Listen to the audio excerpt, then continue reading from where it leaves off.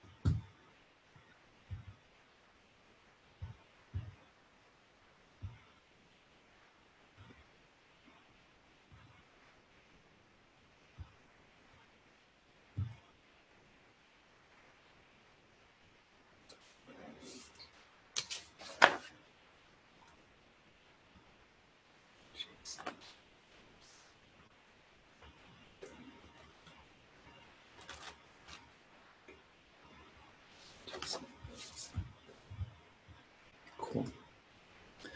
All right, Steve, you want to take it away? All right.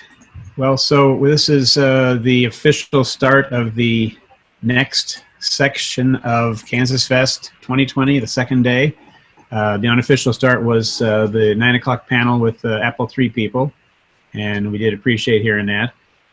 For 10 o'clock, we want to have awards, the Apple II Forever Awards, and Peter Neubauer is going to take this session and run with it. Are you there, Peter? Thank you, Steve. There he is. I'd like to start off by thanking all of our presenters. I'm always amazed by the work that people are continuing to do on the Apple II.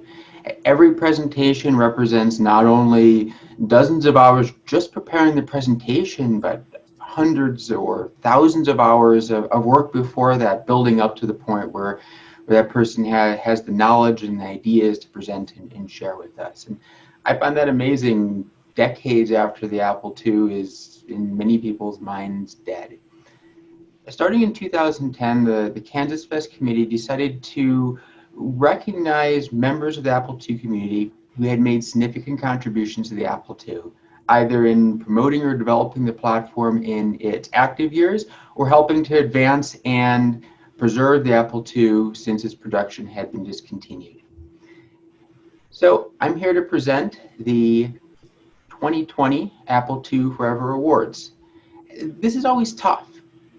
There's so many possibilities, so many people doing excellent work. How do we pick something? Well, this year is virtual KansasFest, so we decided to narrow our focus to emulators. But even that doesn't help much because there are so many excellent emulators, some under current development, some historic, and emulators build on top of each other. We decided to focus today on 8-bit Apple II emulators that are currently maintained. So our first Apple II Forever Award goes to the author of an emulator that was released in 2003, has been continuously updated since then, and is now in version 10. This emulator is arguably the premier 8-bit Apple II emulator for Mac OS. The first award goes to Gerard Puder of Virtual 2. Woohoo! Gerard, would you like to say something? Yeah, sure. Hi, everyone. Well, first of all, I thank the KansasFest organization for this award. I really appreciate it. Like all of you, I love the Apple II, and that's why I created Virtual 2. I remember I purchased my first Apple II in the early 80s, and even now I clearly remember how fun it was, an almost magical experience having a computer in your own home and discovering how it all worked, especially at the software level, because I'm a software guy. I was a software developer then, and I have done that until I retired a few years ago. And later I switched to the Mac in the 80s, and even later in the 90s, I discovered that there were some really nice Apple II emulators for the Mac. I enjoy those. I wrote some software myself to copy my floppy disks via the serial cable to the Mac. But then later, when Apple came with Mac OS X, it seemed like none of these early emulators would be available natively in Mac OS X. So that's why I decided in 2003 to try and write my own and see how far I could get. To my surprise, it has grown much larger than I had ever imagined in those days, because it has always been my favorite project. There are always things you can improve or you can add to the program, and I definitely intend to continue improving it. I have some ideas for new features. I will definitely release a native Apple Silicon version later this year or early next year, as soon as I can get my hands on such a machine for testing. And what I also really appreciate is the feedback I get from my users. It's impossible for me as an independent software developer to test really everything on every kind of Mac and every operating system, so I really appreciate that. I get email, I always read my email. I do not do social media, but I try to reply to every email I get. Finally, I have never been able to attend KansasFest in person. I did consider it last year, but it's just too far away from my hometown here in the Netherlands. So I really appreciate this opportunity, and I'm really honored with the Apple II Forever Award. Thank you. Thank you, Gerard. The next award goes to the current authors and maintainer of another premier emulator. First released in 1994, it's changed developers many times over the years. This emulator is one of the premier 8-bit emulators for Windows. This next award goes to the maintainers and the team behind AppleWin. First, we have Tom Charlesworth, maintainer, along with Michael Pohoreski and Nick Westgate. Yay! Woo! Tom, Michael, and Nick, would you like to share something? Sure. So, Michael, Nick, I'll jump in and go first, and then I'll hand over to you guys. So, well, first of all, congratulations to Gerard for his award for Virtua 2. Fantastic and absolutely well deserved. So very briefly, I gave an intro to AppleWin in my talk yesterday, but just as a recap, it's a 8-bit only emulator for Apple II series machines, Windows only, as Paul mentioned, and some forks exist for other OSs. So Michael O'Brien originally released the AppleWin source code into the public domain in 1994. When he first released AppleWin for the Windows 95 platform. And some years later, Oliver Schmidt took over this, and then he passed it on to me. So at this transition stage, development had forked, and there were maybe sort of half a dozen fragmented releases. It was sort of a bit of a mess. And I know Oliver was busy with real life and other Apple II related projects, so he didn't have much time for AppleWin. But sort of personally, I had a number of things I really wanted to get into AppleWin. So this was early 2000. So I had some discussion with Oliver, and he suggested I take over the reins. So my first release was back in 2003 when I added some crude Mockingboard support. Then in 2006, after many discussions with Michael, he convinced me that we should re-release under the GPL, and we did this with Michael O'Brien's blessing as well. And then another significant milestone was in 2014, where we were hosting our source code on Berlioz, which is a German forge, which sadly closed down, and we switched to GitHub for source control, releases, and issue tracking. Well, I'll skip over Michael and Nick's work, because I'm sure they want to cover what they've been doing. But sort of other contributors, as it's open source, we've had contributors in many areas, but just wanted to call out a few people. So Glenn Jones for his Ethernet 1 card emulation and support. Robert Home, who added the hard disk support. Sheldon Sims for his NTSC emulation, and that's just to name but a few. But also, because this is an open source project, we've been able to cherry pick from other open source projects as well. So, you know, I'm sort of slightly reluctant to mention C64 and Spectre emulators, but we've pinched some code from them, and also Kyle Kim's Apple MPC Apple II emulator has contributed some great effort as well. And finally, let me just wrap up before passing on to Michael and Nick that in terms of future work, it's driven by our own free time and motivation and love of the platform. But you know, there's nothing stopping any of you guys listening here today from submitting pull requests for work that you want to do and would like to see in future releases.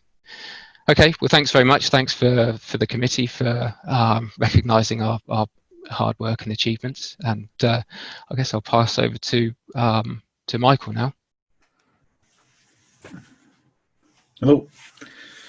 I like to joke that Tom does all the real work and Nick and I just share credit.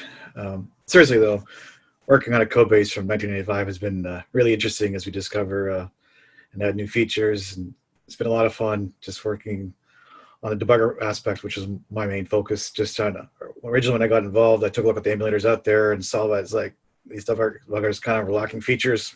For what I want to do was really just reverse engineer games and kind of peek and poke underneath the hood, so to speak, of how these games worked and operated. And so along the way, you learn things like Conan, the game is using, one of the very first games to use a 1-bit stencil buffer using page 2 of the HDR screen. So working debugger has been really interesting, discovering things that no one's probably ever seen before or haven't seen in years. So I'd like to thank all the users and bug reports, and especially with Sword. It's been really fulfilling, and we have many more features planned for the future, so stay tuned. Nick?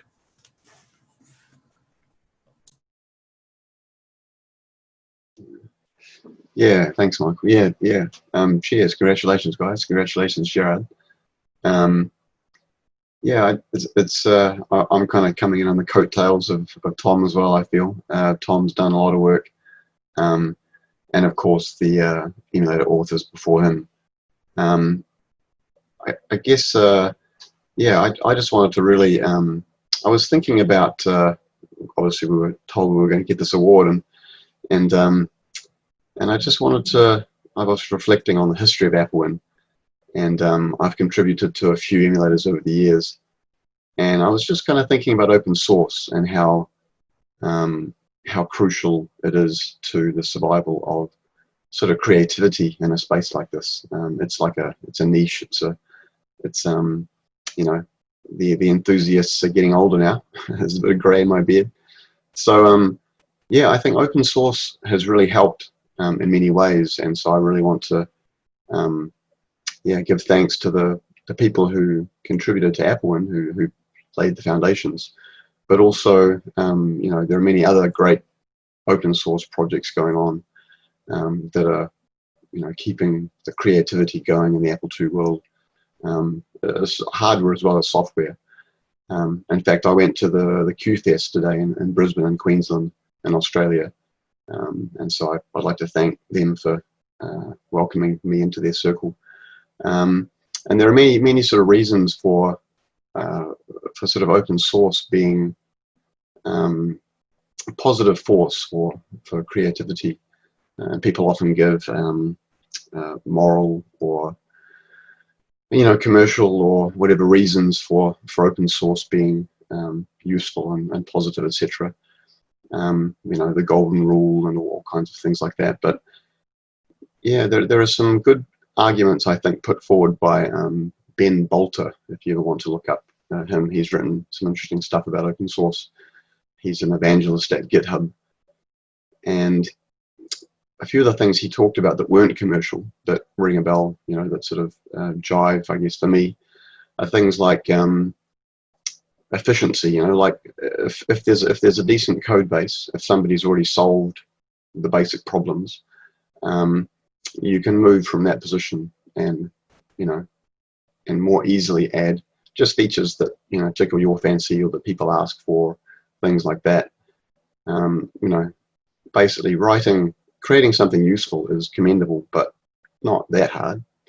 But creating something that can be built on by others is really honorable in a higher sense, I think. It fuels a sort of a marketplace of ideas. And so it's that standing on the shoulders of giants sort of principle.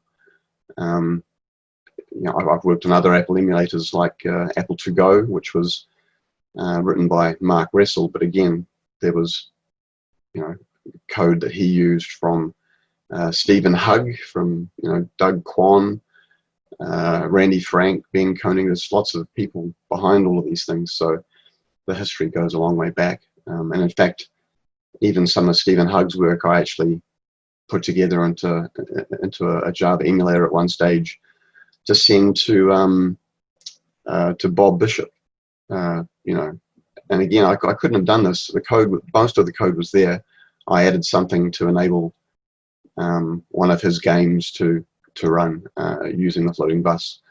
And I sent it to Bob Bishop, and I got an email back saying, that blew him away. He was so overjoyed to see it. I hadn't seen it in 30 years. So that was priceless. You just, and I couldn't have done it without open source. So thank you to everybody who opens their software and creativity and shares it.